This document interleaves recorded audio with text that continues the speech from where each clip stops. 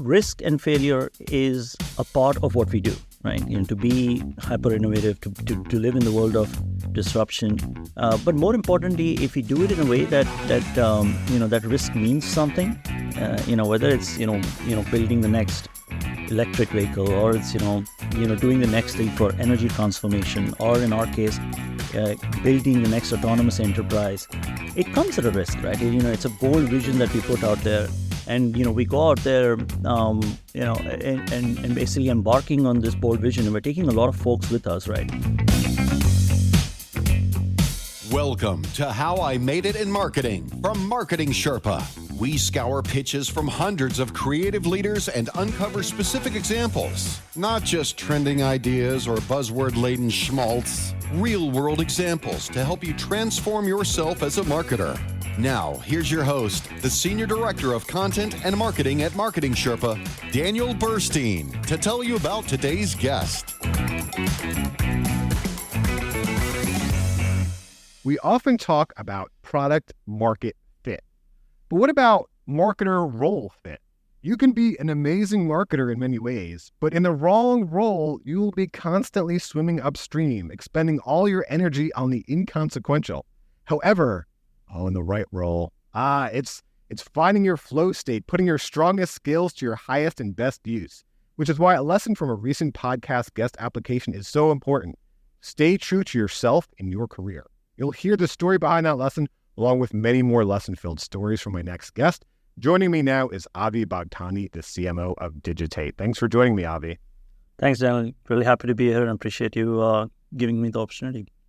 Yeah, so let's take a quick look at your role. I love learning from people who've started in another industry or another role and then moved into marketing. They usually can teach us so much. So you actually started as a software development engineer. You went to work as an engineering manager, and then you switched into marketing. You worked your way up to head of product marketing for North America and EMEA at a company, but right now you are the CMO of Digitate. Digitate is a startup of 800 people that has been in business for 8 years, and Avi manages a global team of 18. So Avi, give us a sense, what is your day like as CMO of Digitate? Yeah, no, thanks for the intro, Daniel.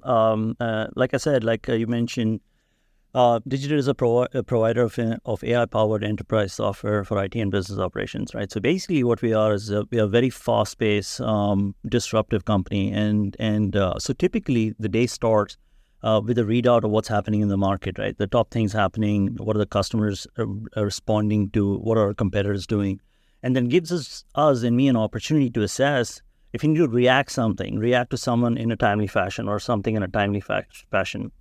Outside of that, a typical day, I spend a lot of time looking at data and signals, as I think every marketeer should do, and look across different organizations, right? And what one of the things that I start to do is start to connect with functional and business leaders, right? Whether they're head of sales, chief technology officers, my peers across the globe.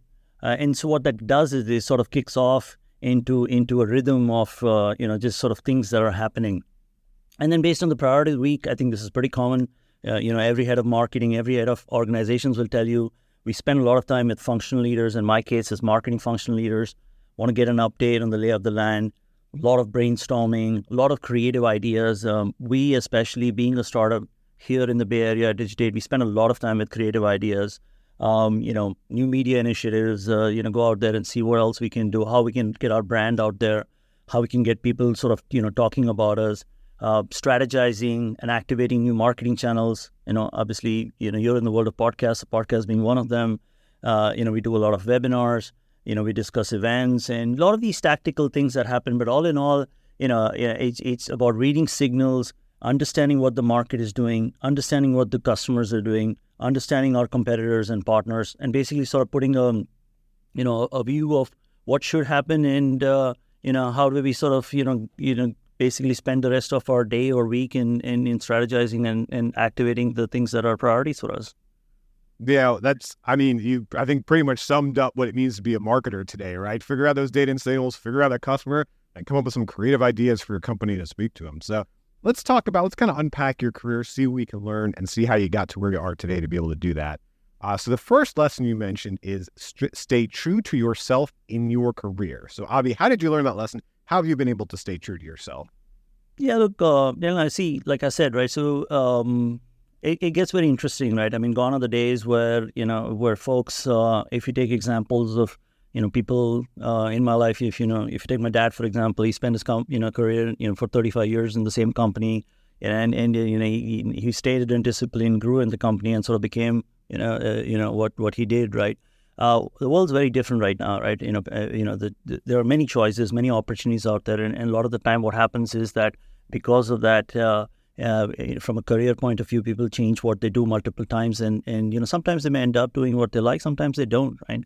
And what's helped me along the way, and the reason I do this is because I also sit on the advisory board of a lot of companies, and you have to be true to what you feel is the right thing for you to do, right? In my case, I have been an innovator. I've been with disruptive technologies, and more importantly, I've been a storyteller, right? So even when I advise companies, and for especially when you start, let's say when they write their own mission statements, try to write who you are and try to be core to what you kind of go out there and do. Like if disruption and innovation is true to what you want to do, then that's important. For instance, my previous company that I worked for, we truly believed in the way automation was going to change the world, not because automation was going to change how we do things, but it was actually going to disrupt and change, the way the world approaches work. Right today at Digitate, when we look at it, we are actually truly changing the way people in IT and business do work with the use of proper technologies such as AI and automation. Right, so I think it's important for me. I've always believed that you have to have a mission that is important for you to go out there and execute. And if you stay true to it, you can basically go out there and really have a stellar career, right? And that's why I think this is one of the things I wanted to talk to when we started this conversation about being true to yourself. Well, so we're about to publish some data soon. It'll actually probably be out already when this podcast comes out, about artificial intelligence and marketers, right? Yes. Younger and older marketers, about how they look at AI and how they're scared of it or how they're excited about it. And so I wonder if you had any advice. You talk about stay true to yourself in your career. How can you stay true to yourself when something so disruptive happens in your industry, right? Because you were a software engineer, you had that background, you've been around these disruptive technologies. It's happened before. AI is the next thing. So what kind of advice do you give to your peers, the younger and the older workers? See, the most important, and that's why I think you started with this, right? With this conversation about staying true to yourself. See, you don't be afraid of innovation, right? And I think that's one thing. If you see my own career path, right, going from software, going into companies that are, tens and billions of dollars in market cap, to startup companies that are basically just starting to seed their first product, right? Disruption is going to happen.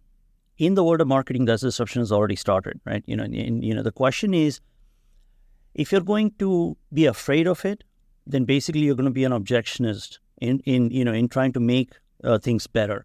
And I think that's where a lot of us struggle sometimes, right? We feel that technology is here to either, replace how we do things. I don't think that's the perspective we should have. And especially in the world of AI, that is really not the perspective we have. I think if you look at it more as something that can augment and make either your life better or your job better, if you have that perspective, I think things become a little more better. See, ultimately, at the end of it, you have to enjoy it. These are fun things. These are fun tools. If you look at it, they're not here to ruin your life, right? And I think, and if you think it from that vantage point, that perspective, things become a little more easier, I feel. Okay, I love that. So I got to dive into that. I'm a creative. I started writing print ads, right? Now I absolutely have to adapt it. You said enjoy it. So I question, so what do you enjoy about technology? What do you enjoy about AI? I mean, the thing that I've enjoyed from technology when I've seen like the change for me from moving to print to digital, I know this is kind of getting old, but is like you had so much more insight into your customer than you did with the print ad. That is one thing I guess I could say enjoy, but I mean, what do you enjoy about AI? What do you enjoy about technology? What's fun about it? Look, I've been in the field of AI for about 7+ years now, right? In some way, shape, or form. Whether either I've been on the technology side, on the marketing side, on the product side, or what have you, right? If you even put AI aside for a second, right? The best thing that you realize is that any tool that augments you to, like, for example, I'm a storyteller, right? If, like you mentioned, creative. If I find something, and use AI as an example, that helps me tell the story of my brand better, so my customers can relate to me better, they can find better tools, that they can, that they feel that there is a sense of, attachment to our brand. If I can do that with the help of technology, then why not, right? Why not use it as as something that can help you, rather than something that can become more of a hindrance, right? And I think that's why I was saying that it's important to have that perspective. AI is not a threat. AI, when I say fun, it's something that you can go out there that can, if your end work product is better because of AI, then what's the harm? I don't see it, right? I mean, so like that's why I've said, from the core of it, I'm always a technologist. As many opportunities as we get. Now, you do have to balance it though, right? In the world of ChatGPT, and we can always have these conversations where, generative AI can do a lot of good.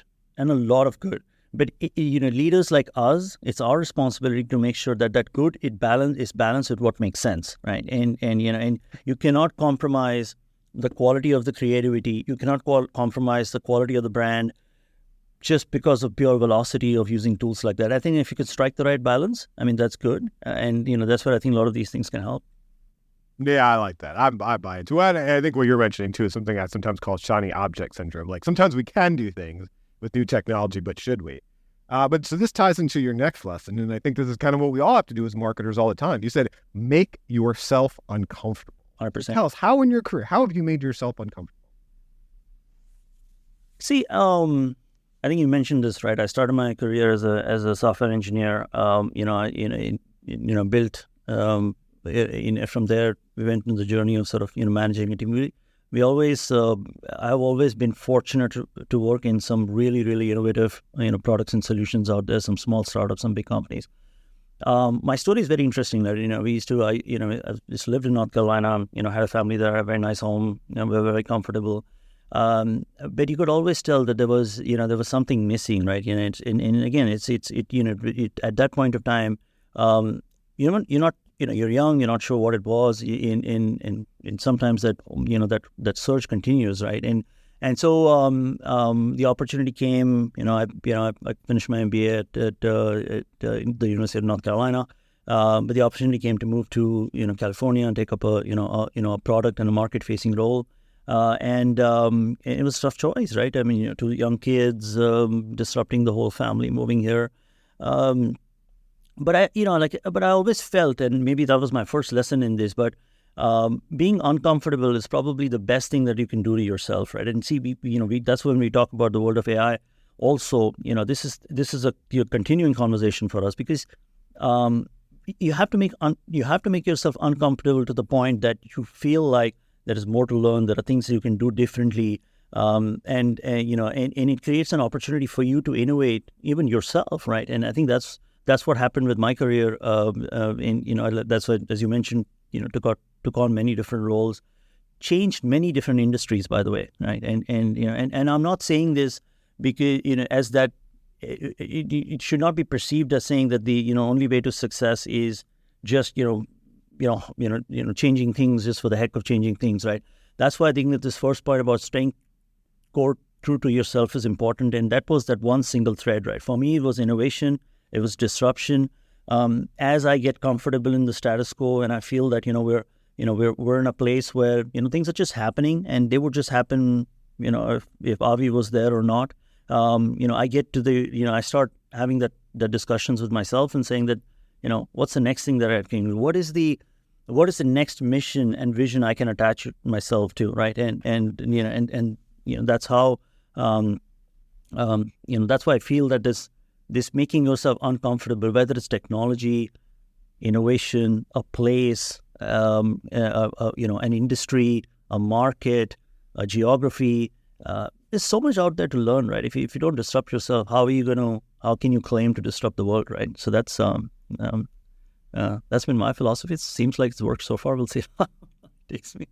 Well, I like that. How can you just disrupt the world if you're not going to disrupt yourself? But I also like what you said, would it have made a difference if Avi was here? Like, would things have turned out differently? And I never really thought about that before, but got me thinking. In baseball, there's a statistic called wins above replacement. And they're trying to say, like, okay, if there's any second baseman there, like, how much more do we really get from this second baseman? So I like that. And I hadn't really thought of that before. Like, okay, what difference did I make in this role? If anyone was in this role, it would just be a rising tide and it still would have worked as well. What you're talking about is think more on the personal level. Your next lesson is move fast and take risks. I think this is probably more on the enterprise level. Now, I mean, this sounds like the Santa Clara, California startup guy, move fast and take risks, right? But so how do you do that? How have you done that in your career?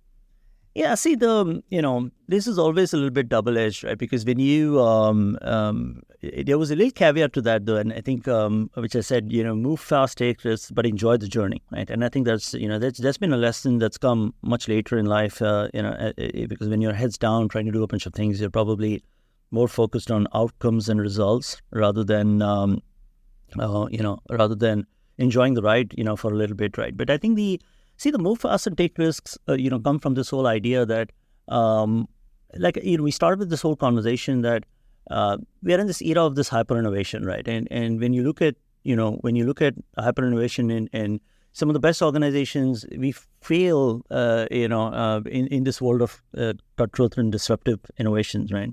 And the problem is when we fail, what is our response to this failure? Right? More often the response is abandon the idea, move on to the next best thing. But for me, I always believe that failure doesn't mean that the original path was incorrect. It could just mean that there's a pivot needed. We need a small tweak here or there. And if you believe in the vision of what you set out to achieve, then success or failure is not the goal, right? It's part of the journey. And that's why I said, let's go embark on this journey. And not only will you enjoy the ride, but this will sort of give you momentum to go out there and sort of do more if you're not always worried about risks, right? And like I said, this is a lesson that came from me much later in my life. That take your risk, as calculated as they may be, because as long as you stay true and core to why you're doing it and what is the impact of not taking the risk, right? In our world, sometimes we call it an opportunity cost, right? An opportunity cost is, okay, if I had, X resources, what would I do with them, right? And so it's important to sort of balance that out. But I feel that, risk and failure is a part of what we do, right? To be hyper innovative, to live in the world of disruption. But more importantly, if we do it in a way that risk means something, whether it's building the next electric vehicle, or it's doing the next thing for energy transformation, or in our case, building the next autonomous enterprise, it comes at a risk, right? It's a bold vision that we put out there. And, we go out there, and basically embarking on this bold vision, and we're taking a lot of folks with us, right? So it's a balance, but it's a risk. But, how do you manage risk and failures and grow with it? I think that's critically important. It's critically important for an individual. It's critically important for, an organization as well. Yeah, let me ask about that. I wonder if you can give us an example of how you manage risk taking. So, for example, I interviewed Julian Rio. He's the Assistant Vice President of International Marketing at RingCentral. I interviewed him on How I Made It Marketing. One of his lessons was take risks, fail early, and learn fast. And he told me, this is what he did. He followed the Pareto principle, right? Yeah. So he took 80% of his budget and he kept that on his bread and butter. But he took 20%, and that's where he can go crazy and take risks. So you mentioned the word calculated, right? It was a chance to be like, okay, we can take risks, but it's calculated. We're not hurting our bread and butter here, so to speak. Yeah. So can you give me an example as a leader? Like, how do you manage risk taking? How do you decide what is worth to take that risk? What is worth not going into now? Yeah.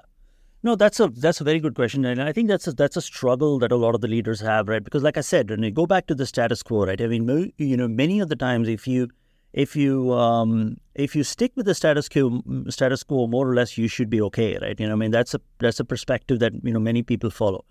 In our world, in the world of innovation, that's not an option for us.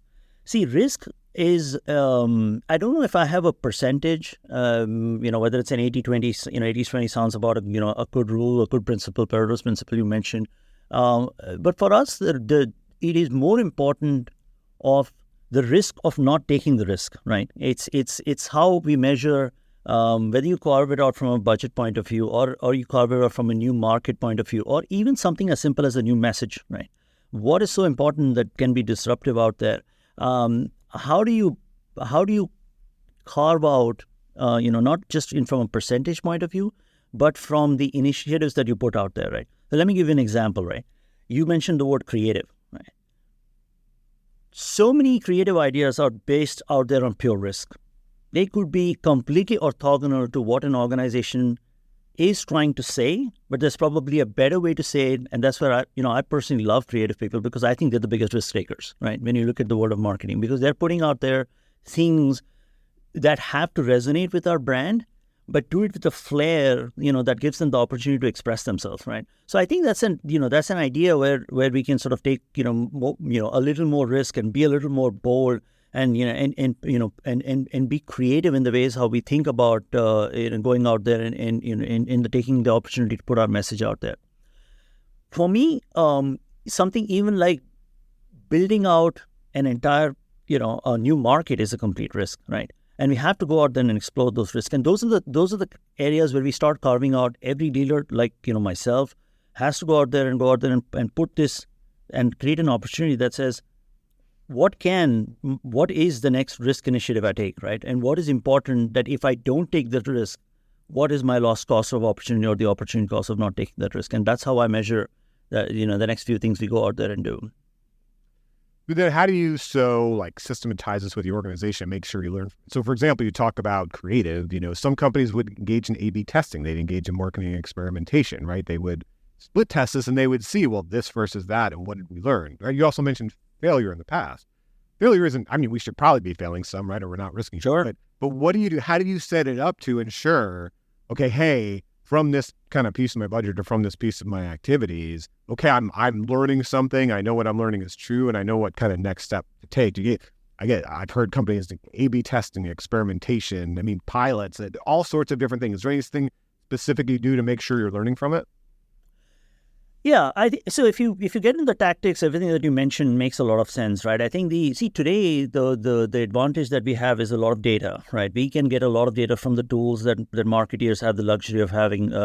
So that's one thing that I personally, and my team knows this as well, that we spend a lot of time analyzing data. You asked me a day in the life of it. I told you data and signals are very important to us, right? So the A/B testing obviously is a part of it. But what is more important is that can we create that experience, right? When we look at, when we look at whether you look at a creative or whether you look at a bold piece of message that we're putting out there, can we create the resonance? Can we create the continuity? Can we create, an ability for our customers, our prospects, our partners to resonate with us, right? And so for me, it all comes down to data, right? And data gives a fantastic opportunity, and it all ties back to the use of technology in marketing, right?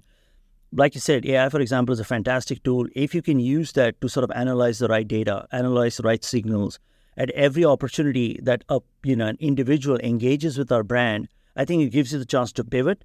It gives you also the chance to test out, if something is working or not. But it also gives you a chance to become even more bolder, right? And there's nothing wrong with it, right? Because we have to look at it from that vantage point, that in the world of disruptive technologies, it's very hard sometimes for people to directly resonate with what you do. They want to, but there is always, fear on their side as well to make them comfortable. That's why this use of as many marketing tools as you can use and analyze the data and use that to make decisions. I think that can be a helpful way to sort of, to help you make those decisions. All right, we're talking about tools. Tools are obviously essential in marketing, but next we're going to talk about people. In the next section of How I Made It in Marketing, we talk about the people we did things with, the people we learned from, and we're going to talk about that in your career, Abhi. But first, I should mention that the How I Made It in Marketing podcast is underwritten by MechLabs Institute, the parent organization of Marketing Sherpa, and you can join us for an AI Guild session Wednesdays at 2 p.m. Eastern Time. You can learn more or sign up at mechlabs.com/AI-briefing. That's MECLABS.com/AI-briefing. Okay, now that we talked about the MechLabs AI Guild, let's look at some of the people you learned lessons from in your career. This lesson you mentioned, you said, best your best and own the role you're in. And you learned this from Michael Hurlston, who is the CEO of Synaptic. So how did you learn this from Michael? Yeah, Michael's been a great mentor for me. He was a very seasoned executive when I came to the Bay Area, and he always had a fantastic way of putting his perspective out there, right, without being pushy. It was always like you got to do more. You got to figure out what your niche is. You came here for a reason. You've disrupted your life for a reason. You got to go out there and figure out what that next challenge for you for you is. And he was one of those individuals who was very influential in not reminding me that the status quo probably is not always the best thing.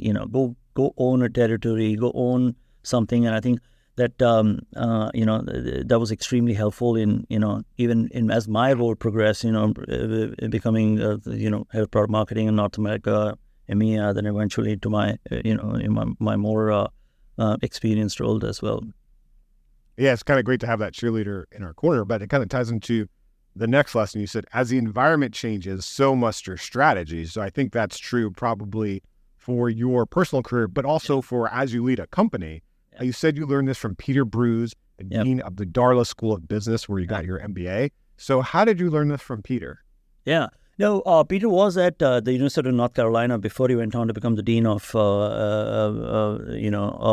Darla. But it was always interesting. We always started our lessons or our class with he used to teach marketing strategy, right? And a very interesting individual who and very animated, right? And we used to always start every day with this mantra. Right? He used to actually stand up and make us say it, right? As your environment changes, so much your strategy. It's extremely important for us, right? I mean, you mentioned AI.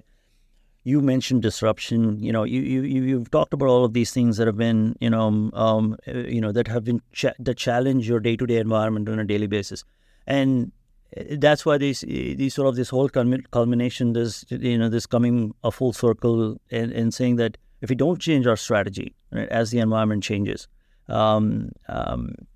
it is problematic, right? So it was a very good lesson, and it's something that.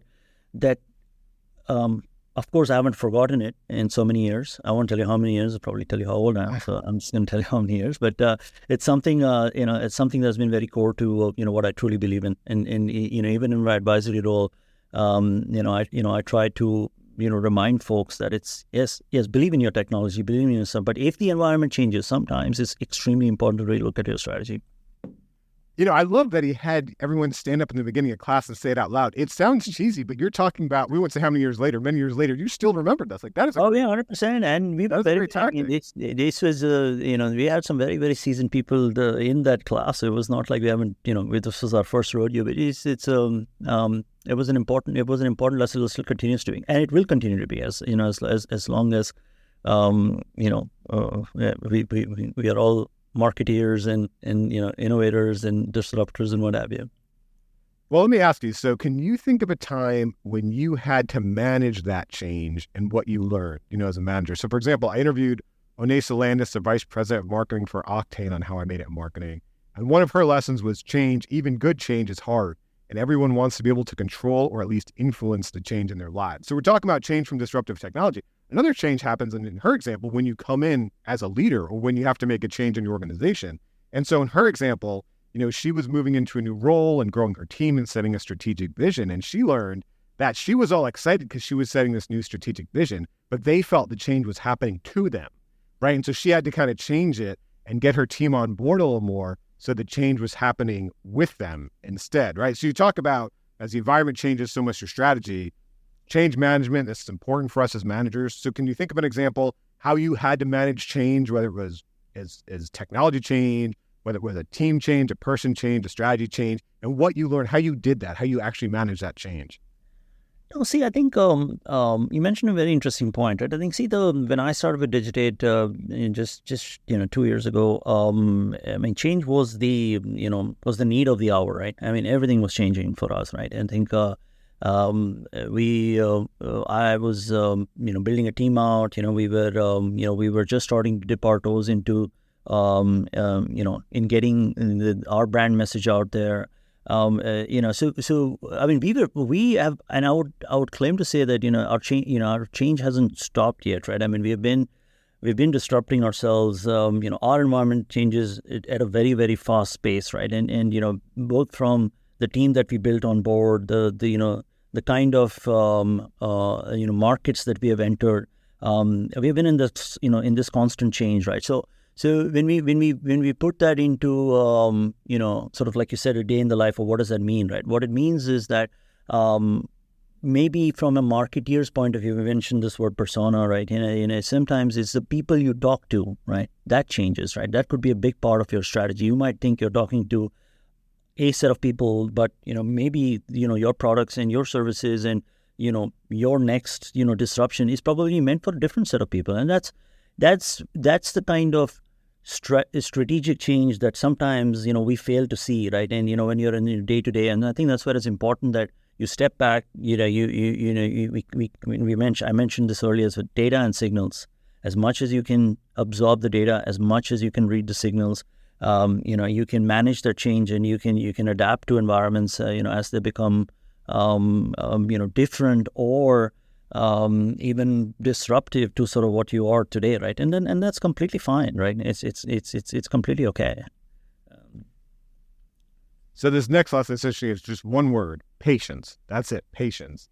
You learned this from Akhilesh Tripathi, the CEO at Digitate. I wonder how you learned this from Akhilesh, because a lot of what we've talked about, someone will almost think that you practice the opposite, right? Because disruptive technology, AI, all these things move very quickly. Change moves very, very, very quickly. So how did you learn from Akhilesh patience? Yeah, no, that's obviously he is an extremely seasoned individual, professional. Been doing this for many, many years, right? And you mentioned a very interesting point, right? I think people misconstrue disruption, pace, with the lack of patience, right? I mean, if you wanting and pushing a need for change does not mean it's going to happen immediately, right? And I think that's where many people, and I think especially if you look at Silicon Valley, we often are guilty of it, right? We feel that disruption and change means it has to happen immediately, right? But I think both from a personal point of view, a career point of view, managing my own team, there are many lessons that I learned. But I would say if being patient and giving an opportunity to see things that you've put into motion faster is extremely important, right? Look, I mean, if you tell me, if you asked me this question 2 years ago and where we would end up, what would my team be, and who the people I would work with, I would not. My answer would have been very different, right? But we've in the last couple of years, we built out a great team. I'm extremely proud of it.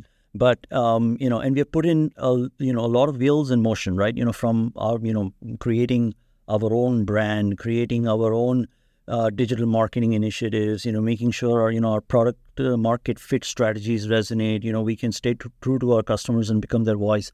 These things take time. They don't happen overnight, right? This does not mean that you don't get associated with the next disruptive technology, or you don't do AI, or don't do other things. But it's important that you give yourself the runway to let those things foster and give it an opportunity to become successfI'm learned tremendously from him. And I think I would be I'm sure there's been enough leaders here who probably haven't advised, but one advice I would give people mentoring other leaders is that give them the space and opportunity to grow and foster, and let them use that runway to show you the ability to to convert that into success. And a lot of times instant gratification is it's probably more wanted than it should be, but it's actually less required. I think it's if you give things to foster, I think it will, and you have the right leaders and team to support you, I think you will see results, and that's where I think patience comes in. I like that instant gratification is was it more desired but less required than necessary. So let's talk about you as a leader. Can you think of an example of how you've had to implement patience into your management practice? So, for example, I interviewed Ariel Glassman, the director of marketing at Sage Communications, on How I Made It Marketing. And one of her lessons was trust your gut and have patience. And she talked about she was leading a strategic partnership. It was her organization and another organization. They were going to engage in a strategic partnership. But there were a lot of players involved, right? A lot of things involved, a very long process. And so one simple tactic she would do just to stay patient is she would put a Post-it note on her computer. And so every day she can just look and say, hey, here's just the next step I have to take, right? I won't get this done tomorrow. It's going to take a long time, but here's the next step I have to take. So for you, Avi, you talked about the importance of patience. How have you in your career, instituted patience into how you lead into your management practice? Yeah, no, I mean, I'll be the first to admit that it took a while for me to even to understand what that even meant, right? Like I said, it was early on in your career, you want to do something, you want to see results very quickly, and see, for me, I think Digitate has been a perfect example of that, right? I think we have, like we said,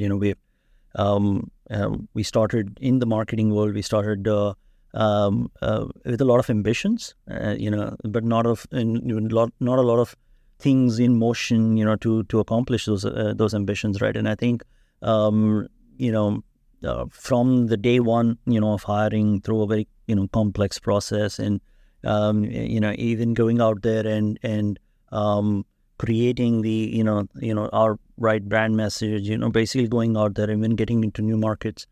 I think there's been a lot of the last couple of years have nothing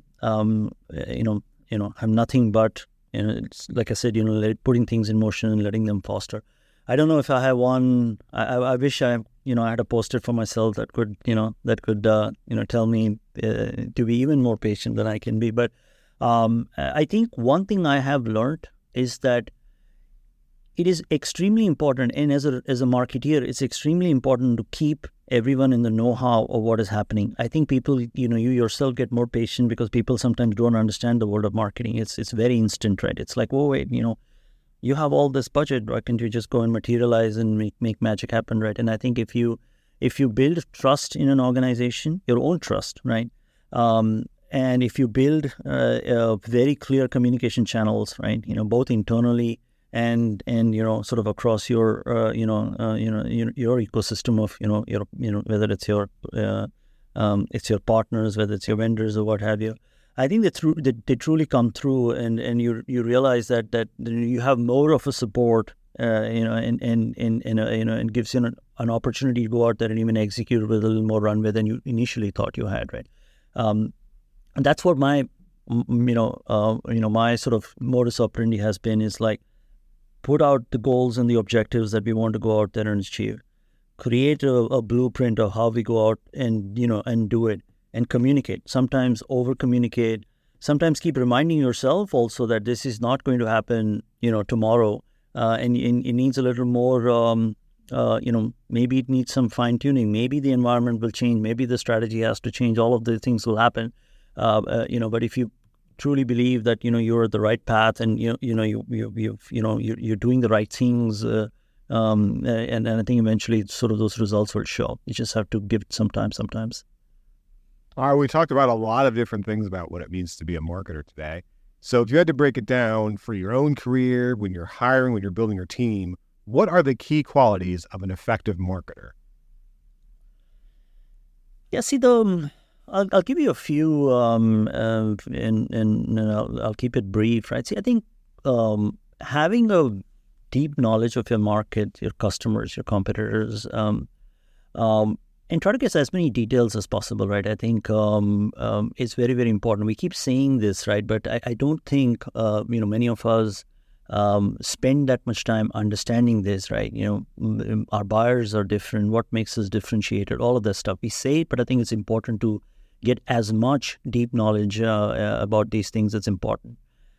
Being a storyteller. See, I am a firm believer of this, right? I think right from the companies I associate myself with to the people we hire, it's extremely important, to articulate what your vision is and your core purpose is, right? Most importantly, you need to do it in the most simplest of manners, right? Sometimes our stories are more complex, right? The example we use, even an 8-year-old should be able to understand it. Nothing against 8-year-olds, but that's how I think storytelling should be. Stay true to your brand. There will be many, many disruptions. People will yank you in many different directions. Always stay true to your brand and true to who you are. Align your marketing strategies to your core audience. Right? There is no one size fits all. Many people will tell you, but there really isn't, right? And this is something I mentioned before, and use data as much as possible. There are many, many opportunities, many tools out there. Don't try to do this in a vacuum, right? Data is extremely important, and what you do with that data is extremely critical as well.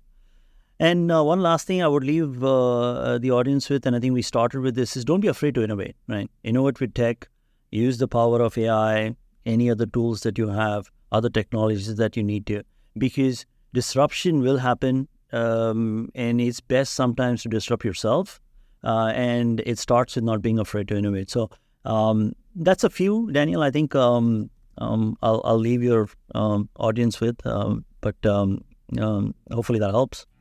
Yeah, I think we all need to disrupt ourselves in our careers, and our companies need to disrupt themselves too and out in the marketplace. So, well, thank you so much, Avi. Learned a lot from you today.